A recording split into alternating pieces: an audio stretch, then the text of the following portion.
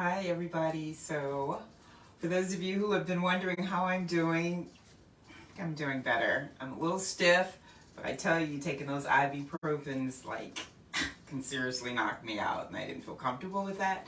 So we'll have to talk about that on another day. Some natural things we can do. By all means, I always tell people, if my leg is ever hanging off, take me to the nearest medical facility, let them give me everything that they have. And so when I got bammed by the construction truck, it was just such a jerking thing that my head immediately started hurting. And one thing I noticed when I was taking the ibuprofen is that my headaches didn't really go away when I finally woke up. So I just figured I would be on the safer side, trying to do some other things. But for the immediate excruciating pain that I was in, the 2 tablets that I took over a 12, 14-hour period were very helpful. That's not why we're here today. Thanks be to God. See, God will always allow us to do the work that He needs us to do. So I knew even when I got bammed, I said, well, I'm going to be okay in a few days because this is our video week. And I knew that my God is able. So today we're continuing the Gospel of Mark. We did get to the 2nd chapter. So this is one of my favorite sections. It's talking about the recruitment of Matthew, the tax collector, into the group of apostles that Jesus selected. So we're starting in Mark 2, verses just 13 and 14.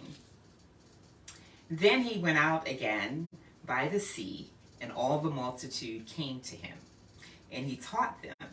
As he passed by, he saw Levi, the son of Alphaeus, sitting at the tax office, and he said to him, "Follow me." So he arose and followed him. Of course, Levi is Matthew. We are more familiar with the name Matthew.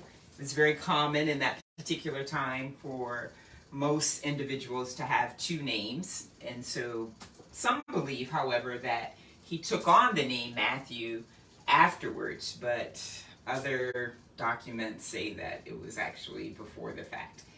Some documents say, with this sentence here, he was Levi, the son of Alphaeus. Alphaeus happens to be Jesus' uncle. Alphaeus was married to Mary's sister. And so, as you know, Alphaeus was also the father of 3 of the other apostles. And anywhere where it's listing the apostles, they always call the brothers out as brothers. And because Matthew is not called out with Judas and Simon, they assume that they may not necessarily be brothers. No one really knows. That's one of those other things in here. So we just thought we'd push that out of the way right quick. So we're talking about Matthew. What's more important is that this particular version doesn't call him out as Luke and the actual Gospel of Matthew call him out as the publican. Here it says Matthew the tax collector, Levi the tax collector. The other Gospels will say Matthew the publican. It's interesting and it's important to call that out because that publican word for that particular time period was described as the worst of the worst. It's just like, one of those trades that is like the epitome of the worst. I'm trying to think of one today in our society. It probably would be the IRS people. But it also called out that, to be a publican and a Jew was to say that you were completely against the Jews, because this just kind of reminded them to be a tax collector, to be the publican, was to say that you were doing the job that reminded the Jews, the chosen people, that they were actually under the rulership of the Roman soldiers because they were collecting taxes. And in some of the other Gospels, it also talks about how Matthew was situated here. It says here that he just passed him as he was sitting at the tax office. Other Gospels call it out as like a tax booth. Very similar to when you and I get to the toll booth in our vehicles. They're like the toll booth. The toll is coming. You see the signs approaching it. You're not going anywhere if you don't have your money, and if you do go through, you're going to be in some trouble later on. And so this particular verse is talking about how we talked last time when Jesus started healing people in the synagogue. And so he just pretty much pushed himself out of the house of God. The Son of God has been pushed out of the house of God. And so now what is he doing? He's continuing to do the same thing that he sought out to do, and that was to come and to allow people to meet God through him, to preach the gospel. And so he is continuing to do his mission. He's just been pushed out of the house of God. The man of God, the Son of God, is being pushed out of the house of God. But does that stop the task and the goal of the man of God? Absolutely not. And that's something for you and I to recognize and to hold on to as we are moved around and are changing, and the whole paradigm shift since the pandemic and everything else, is that we continue to stay focused on who we are. Now we're being kind of coupled in with everyone. Everyone's on the internet, so everyone is everybody's friend. We all want to be unified. There's this big thing about unity. We have to be very careful in our obsession to have everybody become one, that we don't release that thing that makes us different, because we believe in one God. Most people do not, and we have to kind of, just be careful in that area. So Jesus was continuing to do his goal, but just changed the format. So now the open sea, the hillside becomes his pulpit and his congregation, and he's continuing to do the same thing. And back then, traditionally, the rabbis, the teachers, that is how they taught. They walked along, and their little group of apostles, disciples, would walk with them as they were teaching, walking and teaching, and then people would come along just to catch an ear of what was going on. So obviously, this is something that Jesus is starting to do, but had also done in conjunction with teaching in the synagogues. My point being is that you have Matthew, the tax collector, sitting here. Jesus just comes up and says, "Follow me," and it says immediately he arose and followed him. How does this take place? It takes place the same way that you may just be zooming along and say, "Wow, I like those flowers there." And you start listening in. And then you hear a couple of minutes of what I'm saying. Maybe you zoom on somewhere else. Maybe you come back. So after a while, someone mentions the name Dallas, and you're like, "Oh, that's the lady that's such and such and such and such." Well, I am sure, we all are positive, that Matthew had to have heard the teachings of Jesus by now. He had to have been convinced that this man is worth following. And so let's talk about following. Let's talk about the note that I put up there in the text today. What are you willing to give up? What are you willing to walk away from for the better life that we say we as the Christian church and community can offer you? And this is what Matthew did. And this is something that we really want to take a closer look at, because what exactly did Matthew do? So we're going to call out a couple of things about Matthew in terms of, first, his character. So where are they here? They're walking back along the sea in Galilee. So first we have to kind of imagine what this looks like. This looks like the passage into Africa, from Europe. This is the main roadway. Everyone comes through here. That's why they have a tax booth there, because there's a constant movement of import and export, and everybody that comes in and out has to pay a tax. So everybody knows this guy, Matt. You and I, we don't know who the toll booth people are, but when we're on our way somewhere, we look up and be like, $6 for a toll. We're angry with the toll booth representative. They have nothing to do with it. They're just workers like you and I during their job. And so no one was probably a friend to this tax collector. People like that don't have a lot of friends. So here he has a life that he doesn't have a lot of friends, but does he really care? Because he's obviously making a lot of money, because taxpayers at that time, why they called them publicans, were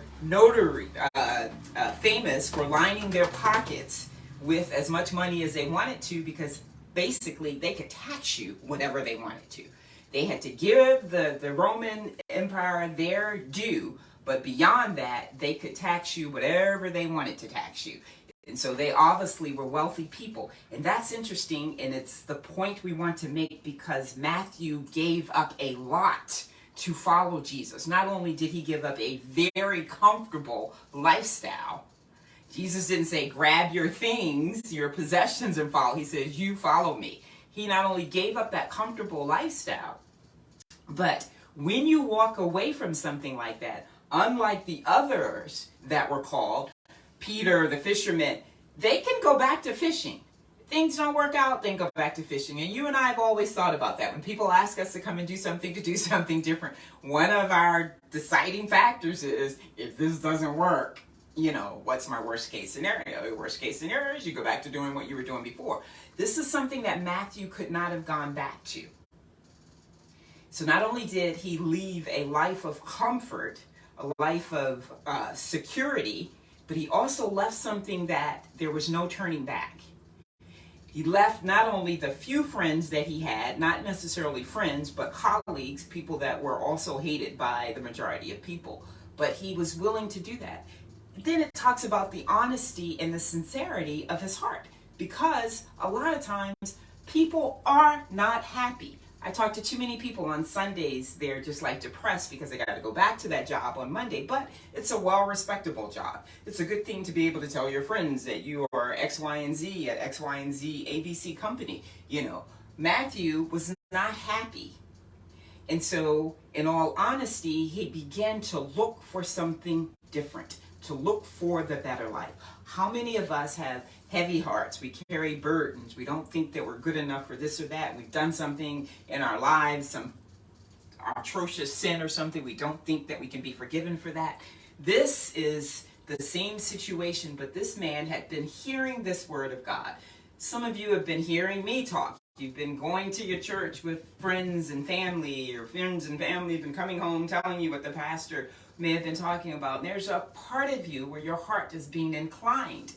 Because even though Matthew wasn't happy with his life, he was willing to walk away from security and comfort. He was willing to be able to say, if this doesn't work, I can't go back there. All out. He was all out. But was he? No. The fact of the matter is that Jesus called him. And that is what you and I have to realize, and we have to tell our loved ones and friends, that Jesus is looking for the lost. He picked him out. And when God is picking you out, that divine preordained order, then your heart will be pricked at the right time. And so that's what this message is all about. It's when you feel that unction, when something inside of you is saying, maybe I should listen to the entirety of what she's saying and not fast forward to the food part, then that's something that you cannot and you should not ignore, because that is the divine God knowing that at this moment and at this time you're ready to make that decision. You are ready to give up the wicked lifestyle. You are ready to walk away from doing the casinos every weekend. You are ready to walk away from the migraines and the headaches of waking up because you've been drinking all night or smoking all night. You're ready for a change. You're ready to look vibrant and be healthy and have energy out the gazoo and start eating things that you know are better for you and things that can change your life. You want to do those things. You're ready to do those things, but you just haven't had that pull. This is your pull. This is the pull, because Jesus is looking for the person whose heart is broken. Jesus is looking for the person who is lonely in life. He is looking for you. Now is the time to say, I am going to follow you. Go when you are called. And so that's our short message today. It really is just focusing on just the fact that we all were created by God. And when we're not following him, we are considered the lost. People talk about, you have to be lost, and I was lost, and now I'm found. We all sing the song, whether you believe or not. And the fact of the matter is that that's the truth. And the truth is that we were all lost. And the grace and the mercy is that God is looking to forgive and to bring us back into the fold, bring us to him. And will things be easy then? That's the myth that people think, is that coming to follow Jesus brings you into an easy life. No, this is the same Jesus that says, in order to follow me, you must pick up your cross and carry it daily. And what is that? That's the explanation of picking up the cross and walking up the hill for crucifixion. This is a cross of suffering. But in all of that suffering, there's a peace that surpasses the understanding of the suffering and the situation. And so at times like this, when things are just crazy, people are just anxious and you don't know what's happening and what kind of security you're going to have. People are talking about gas prices. It's funny, people talk about gas prices, and I was just like, this is something that you don't notice, because you know that you will be provided for, and you know that you'll live a life where you're walking with God. You're trying to make a difference in other people's lives. The whole essence of the gospel is to love God with all of your heart, your whole being, and to love your fellow man, to do for others. And in times like this, I've seen where we have become more selfish than anything else. And it is a time where it is the sacrificial doing for others and making sure that you're putting yourself in the shoes of the other person. I tell people that it's so important to always think, what would you want someone to do for you if you were in that situation? That's different than just being kind to someone. That's different than just respecting someone. That's the difference. It's the sacrifice. It's the sacrifice. It's being like on the cross. And so that's what we want to talk about. You know, that's what you want to share with your friends. And so, yes, I was in a little car bumper the other day. I feel incredible. I do believe that even 3 years ago when I was hit from behind and I just was like in excruciating pain for 21 days, I do believe that as we eat the types of foods that our body warrants, the types of foods that our body needs, that it's also your ability to recover from something. You know, it's not just recover, but it's probably the ability to sustain. It's, you know, instead of it being just a little whiplash, it could have been something far more serious. You know, strong bones, strong muscles, all of that stuff plays into part, but more importantly, feeding the bones, feeding the muscles, the nutrients that the body needs so that it can do what it needs to do, including protect you in instances like that, and the recovery period. So I always tell people that, you know, if they've decided that they're going to have an operation or a surgery that causes an extreme amount of trauma to the body, then you still need to be as healthy as you can so that you can recover from that experience as quickly as possible and as efficiently as possible. And so I obviously haven't been moving around. I got up just today to move around. I thought I was going to do something, and you know, I kind of got the wind knocked out of me because I'm not as stable as I thought I was going to be.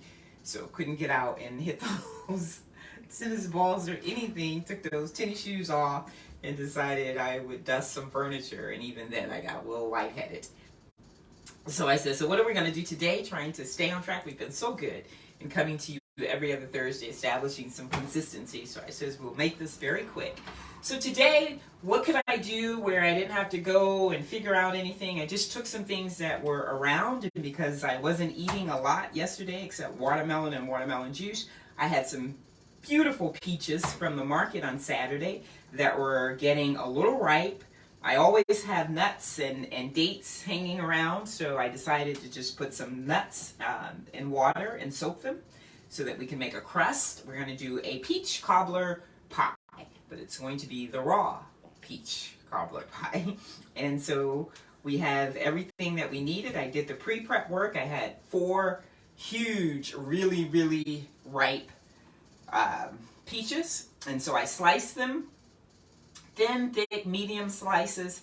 I poured just a little bit of lemon juice and some cinnamon over it. I use the 5-spice Chinese spice. It's got allspice, cinnamon, nutmeg, like your 5 different cinnamon, nutmeg, and cloves. That's what's in here. You can just use regular, just a little cinnamon if you want, but I usually use that on everything. So I just poured enough over it, tossed it around in the lemon with the peaches, and that's been sitting for about an hour. Then I took 2 other, well, like 3 smaller peaches that were equally ripe and just chopped them into chunks. So we have that. I'm just going to show you what the ingredients are quickly. I'm going to have photographs down at the bottom later so that you'll be able to see. For the crust, we've done this before, but I didn't have a whole lot of time this morning to pre-do that, so we're going to do it again for you, just in case you missed it. So these are nuts. These are almonds, and if you look at them, you can see they look a little fatter than normal because we do not want to consume nuts if we can help it without soaking them.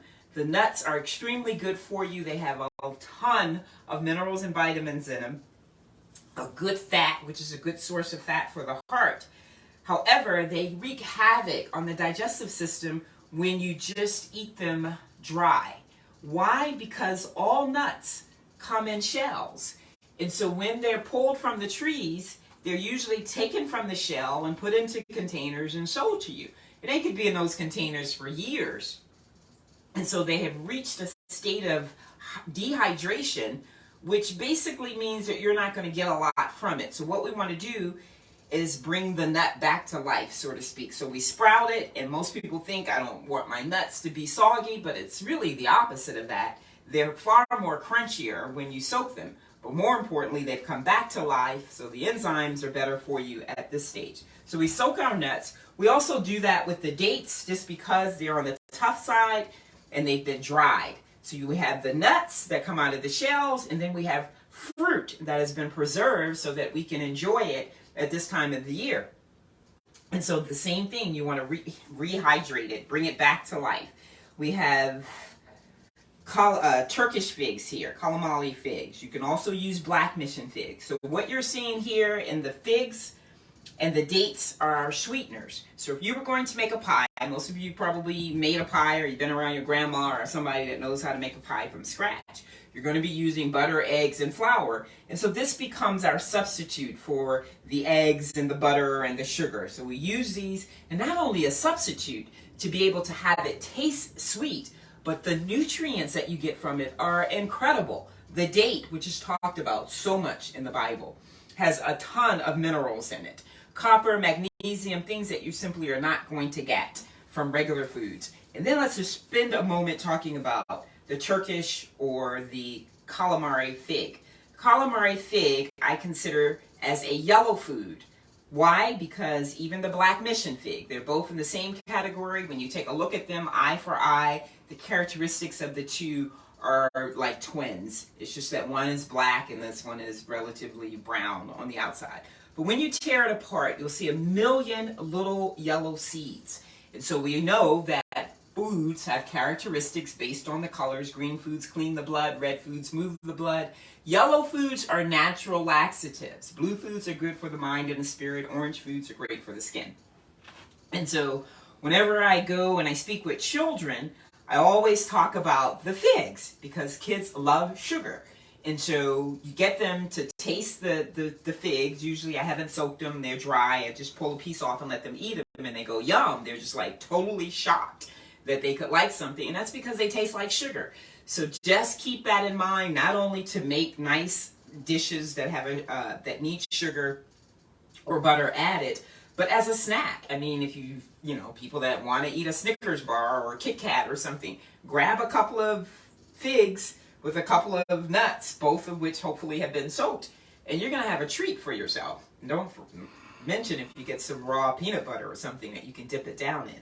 But I want to focus again on the little yellow seeds. So the little yellow seeds are reminiscent of dietary fiber. And we've talked about this before. I've said whenever you get a piece of fruit that has seeds in them, the fruit that has the most seeds are going to be the fruit that has more dietary fiber, which is going to be great for you. So when you think about these little millions of yellow seeds in here, you've got to think this is colon cleanser, AKA. All right? People talk about colon cleansers, people talk about prunes. Prunes are good, but nothing matches calamari figs. So when your parents are getting to that point where they're constipated, their bowels aren't moving, and the doctors want to give them all that stuff and tell them to drink some prune juice, go get some Black Mission or some calamari figs. They work like magic. They're not only great for moving stool, but they have so many other minerals and vitamins in them. And they're just like red raspberries. And a half a cup of red raspberries will do the trick every time because of the millions of yellow seeds that are there, in addition to the fact that it's a red fruit, so it's going to move the blood, it's great for the skin, etc., etc. So that is also why I'm using these as a part of the crust, in addition to the fact that I did not feel like getting in my car today, so I was low on figs, and on dates. We're going to use some of the dates to make a fluffy topping, and we're going to mix some of the peaches with that to stiffen it as well. And so we also have a little maple syrup on the side, just in case you really want it sweet, or in case something's not working as well as when we start blending things, you always have some maple syrup on the side. And then we have cashews to make like a little, like I said, a fluffy lemon frosting to put on top of the pie, which is totally optional. Cashews also have a ton of minerals and vitamins in them as well. And so we have these simple ingredients, and of course the peaches. Peaches are what color? They're orange, so what are they going to be good for? I just mentioned that. Orange foods are good for the skin. So we have the peaches, and peaches have a considerable amount of vitamin A, and they are great for dietary fiber as well. So what we're going to do is we're going to make our crust right quick. So very, once again, it's a simple process. I don't mind going through this because I think the more you see it, the more you'll realize how easy it is. It can be fun. It can take 5 minutes. Literally, you know, you don't have to be in the kitchen for a long period of time. So what we're going to do first is we're just going to grind them down for a second. Do we have any questions in the inbox? No questions? We're good. I'm going to turn this on.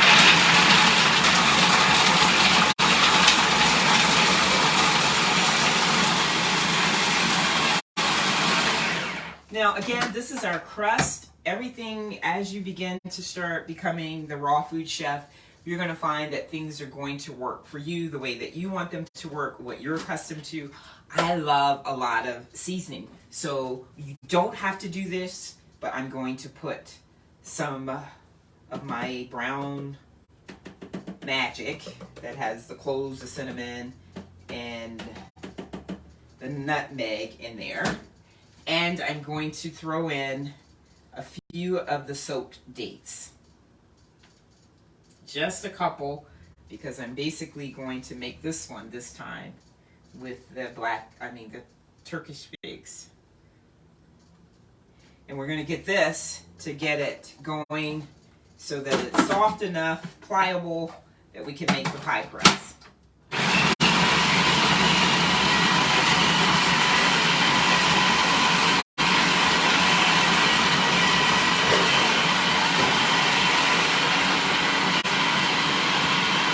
So it's starting to turn, and it starts to get a little clumpy. That's when you know it's more got there already. So I'm still going to throw some more figs in here.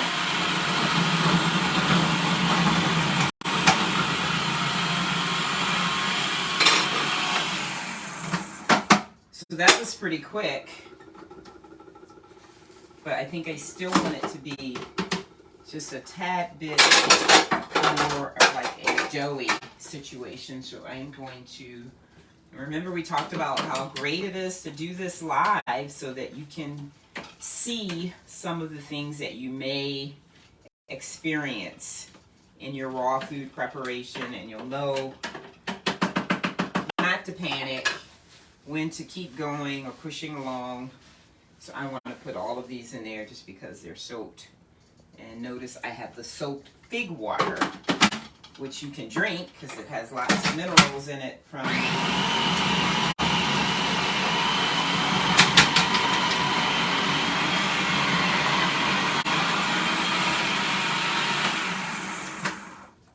and so that's a FYI. When you're doing this, it's easier, so that you don't have to keep taking the top off and mixing this up, is to just let it begin to turn. And because this is a pretty powerful Cuisinart, and then you drop your figs in one at a time. And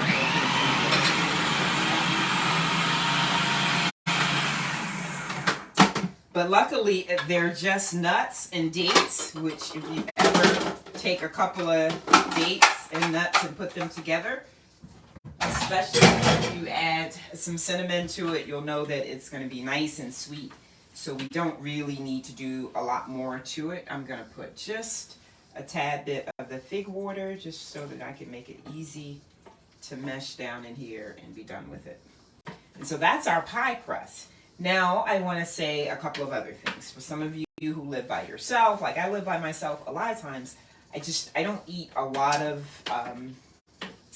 dessert stuff, not because you can't eat a whole pie and not gain any weight, because it's all good stuff. All it's going to do is make you go to the bathroom more, honestly. this has some big chunks of it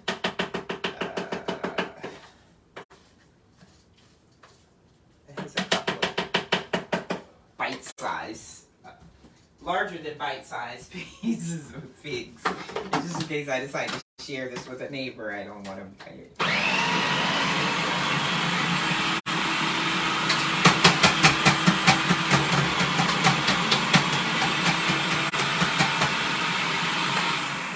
I don't guess it really matters if they bite into a big fig. It's still good for you.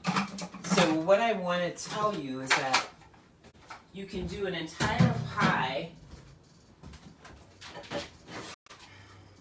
or you can get these little little private things, and they're nice to do because you can, you know, we're all about loving thy neighbor. And so when you do that, you can gift people things, you know? And they'll feel so special because it's some homemade stuff, and you can do that to like 5 people. So what we have here, now you want to make a decision.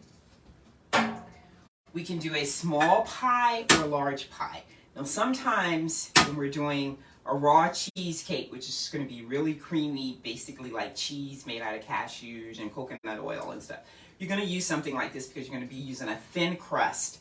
And basically it's the cheesecake that you want. So you won't have like a side. It'll be where you can slice it from the side and you'll only see the cream.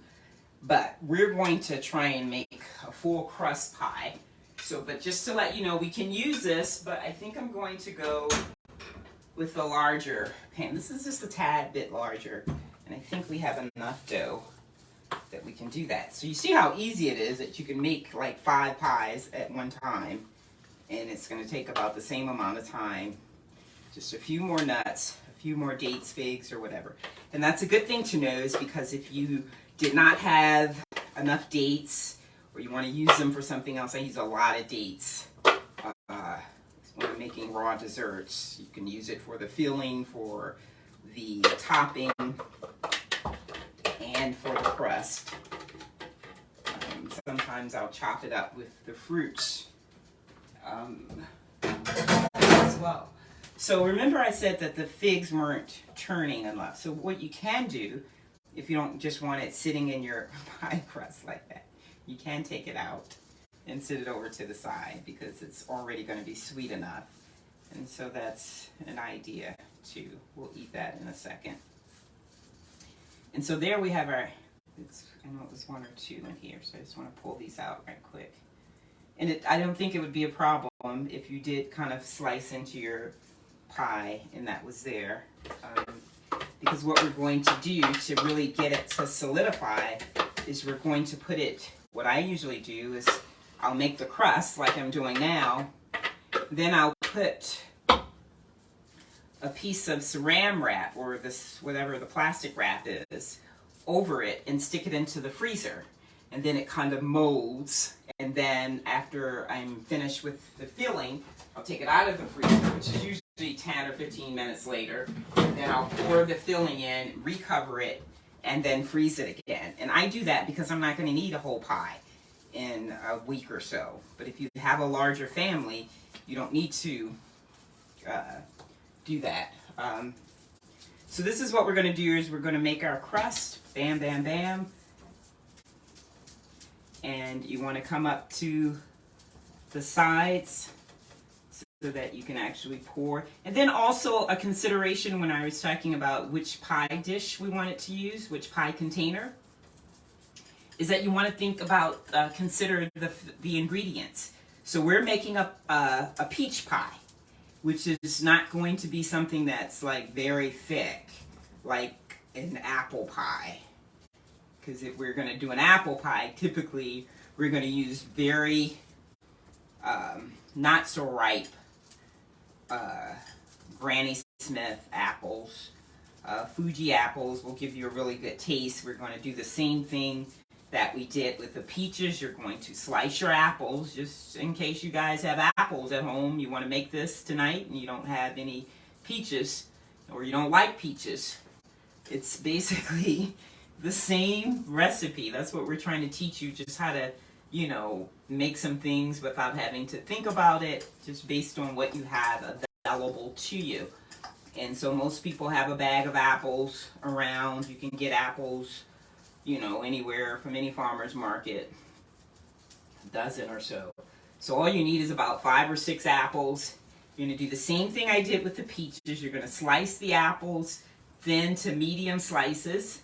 And then you're going to toss them into a bowl with about the juice of a lemon, or, you know, a couple of tablespoons of lemon juice. And then you add, especially apples, you definitely want to add some brown seasoning. Cinnamon, nutmeg, allspice, 1 or 2 or all. It's up to you. Maybe a little vanilla if you want, just a little lopsided. And when you think about apple pie, you think raisins, you think walnuts, so be very creative. When I think peaches, I don't necessarily think,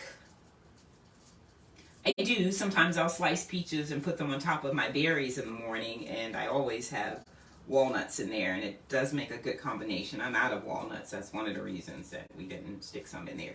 But that's something else that you might want to consider putting in your fruit base. And so basically, see how simple that was? Now you know what it takes to make a pie crust from scratch with the flour and the kneading and the rolling and all that stuff, and a lot of elbow grease. And we can do this while we have a nice little dress on, and it takes 2 seconds. So that's our pie crust. It's pretty heavy. I'm gonna rinse my hands, and then we'll have to pull the blender out. You always want to just clean away any smudge from the dough, just so that you have a clean look for your pie. I prefer that. Okay, so that's our pie. We're not going to stick it in a freezer. We're just going to go straight to the filling. So we're going to sit this over here for a second. So the filling is basically going to be the slices of peaches, but we're going to make it like a cobbler. So when you think about a peach cobbler, you know that you have the big chunks of pizza, but you also have something in there that's like a pasty kind of thing. It's like a gel, and I'm not sure what people, I don't know what that is in peach pies, but that's what we want to do. So whenever we're making anything, we're trying to replicate the same thing that, you know, the regular one would be. So we have the chunks of peach, which is going to be very ripe peaches. So it's wet enough that we don't have to add a liquid to this. And it will churn enough in the blender. Now here's the thing, if you've taken some courses or you've talked to some people about raw food, a lot of times in order to get that to stiffen, people will tell you to use psyllium husk. Psyllium husk tastes like plywood or styrofoam. We don't do that. There are a million things you can do to get this thing to get stiff instead of doing that. First of all, you can just use dried fruit that hasn't been soaked to get it to be thicker. I used to use dried apricots a lot when I was doing that, or dried apricots. But we're not going to use either of those because we're going to let this just be how it is. So what we're going to do is we're going to blend up the peaches just to get it going.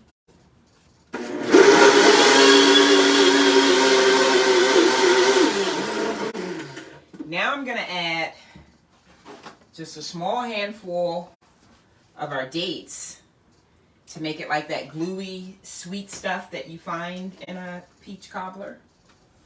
Use a little, maybe a few more, because this is basically going to be our glue paste. And also what I use is lecithin. So lecithin is a fat emulsifier, but again, a ton of nutrients in it, and especially for the brain. For those of you who have problems wondering where your car keys are or which level you parked in the garage, you need to get you some lecithin. It has a ton of other characteristics that are good.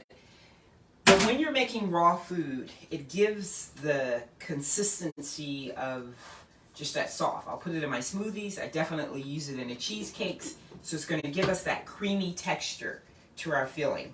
I'm going to blend.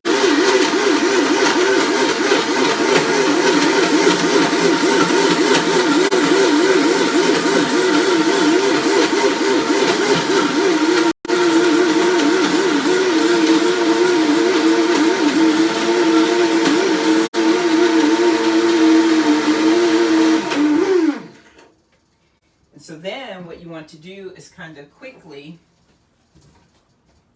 pour this on top of our peaches. So we're going to take our sliced peaches and remove them to a bowl that's going to be able to hold the peaches and the cream. So we have our cream here. We're going to quickly pour this over because it's going to start to stiffen a little. There's a whole date that didn't get blended.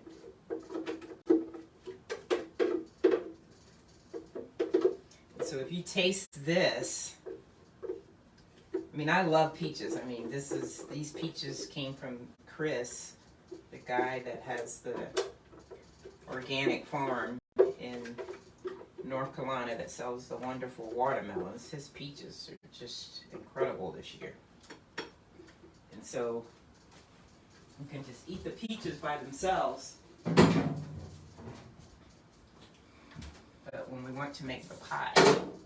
So I didn't have to use the maple syrup because everything went as well as we needed it to be.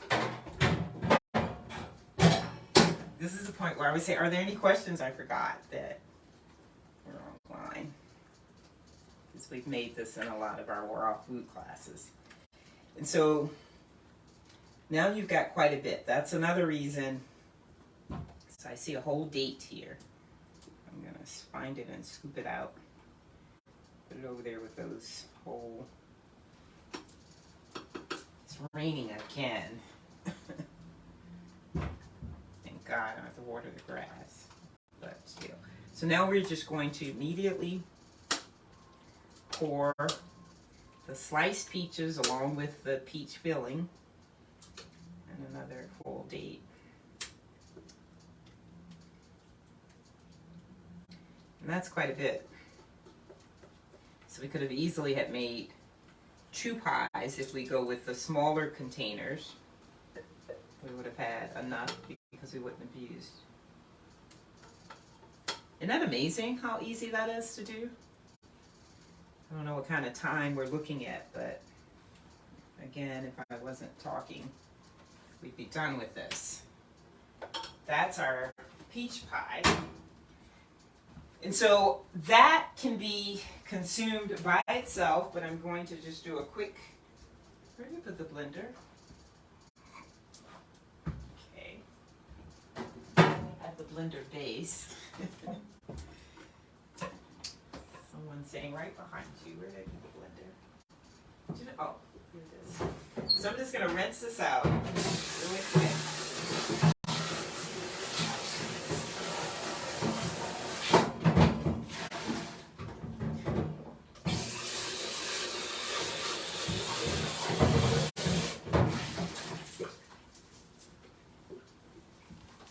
The reason we do this again is just so that, you know, we can talk to you, let you learn some other things while we're moving around, but also so that you can just see how simple it is. There's nothing added to it, no fast forward and come back with a nicer picture of something. But I want to show you how to do this frosting, because whenever you're doing anything, if you just want something sweet again to top it with, this is what you do. So we have soaked cashews that basically have been soaking anywhere between 30 minutes and 6 hours. And this is about 1.5 cups. So we have soaked cashews.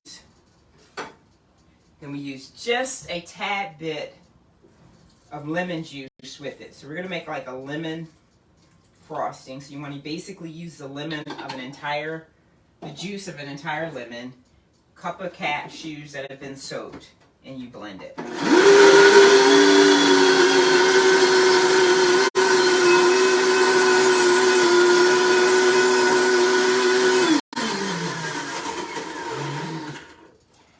That's going to give you a base.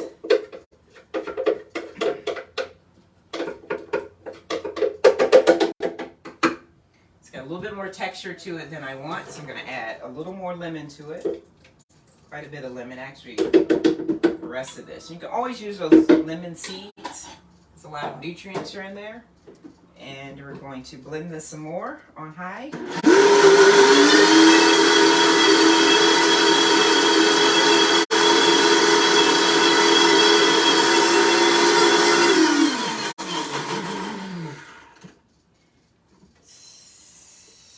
How much of the emulsifier do you use?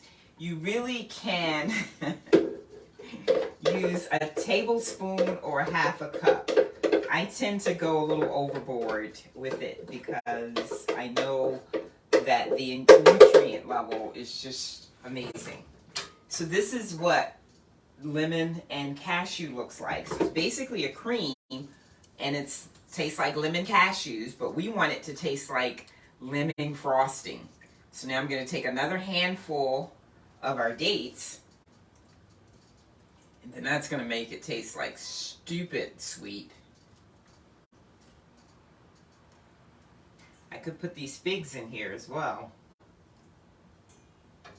but I won't.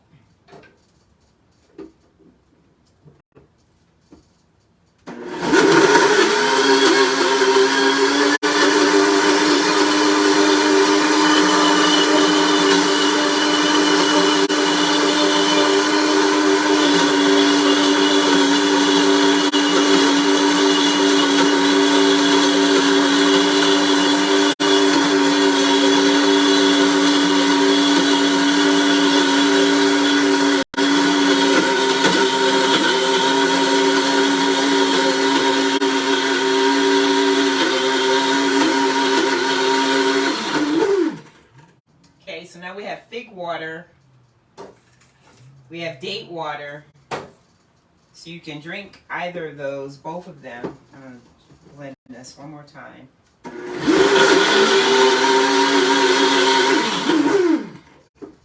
So now we have a lemon sweet frosting. Definitely isn't yellow in texture because you've got the dates in there, so it's more of a tan color. But see how creamy that is? And you can just take this and freeze it or put it in a cup if you're going to use it over a couple of days, and put it on the top of anything. You know how they ask for a wallop of like whipped cream on your fresh fruit? You can do that. It's really sweet because of the dates. So you have a peach pie that's already sweet. So now what I'm going to do is I'm going to take some saran wrap, or the plastic, I don't know if that's called saran wrap or not, plastic thing, cover this, our pie, and put it into the refrigerator, not the freezer, but the refrigerator, for about 15-20 minutes, just to let it kind of so that we can slice it and it's just like not completely running all over the place. As a matter of fact, I think I probably will stick it in the freezer for about 5 minutes and then remove it to the refrigerator for about 15-20 minutes. At the same time, I'm going to take this and put it into a cup, but I'm not going to refrigerate it yet. I'm going to put this onto the pie warm, not warm, but at room temperature, and then I'll refrigerate the unused portion and use it for another time. Wasn't that easy and simple? I mean, it's just like 1, 2, 3, 10 ingredients, maybe 10 ingredients, more like 4 ingredients for the pie, 3 ingredients for the crust, and 3 ingredients for the frosting, which you don't have to have on there, but it's nice. I probably will go get me some walnuts. I think, as a matter of fact, as I'm thinking, I think I have some in the pantry. I usually keep them out in the glass containers, but I think I have some around here somewhere. And so you can slice it, put some of the cream sauce on top of it. I'll show you pictures later when I get ready to eat it. And then you can chop up some walnuts and put it on there. You can dribble it with a dip. You know, we make the little chocolate dip with carrot powder and olive oil if you want like a fudge sauce on it. So that's our thing for today. And when you start eating like this, it's going to be no turning back. Just like Matthew, no turning back, wasn't interested in going back to that old life. And look now, he's famous. He's world famous. His name is in the Gospels, and he, because he was a tax collector, was very familiar with the pen, writing down what you owed and what was received. he became a gospel writer, the Gospel of Matthew that teaches us. That's one of my favorite, that is my favorite gospel, because it's the gospel that teaches you all of Jesus' teachings. I like Mark, the one that we're going through, because it teaches you how to be a disciple, what to do. It's an action gospel. But the Gospel of Matthew teaches you all of the teachings that Jesus, and Matthew was the one that wrote that.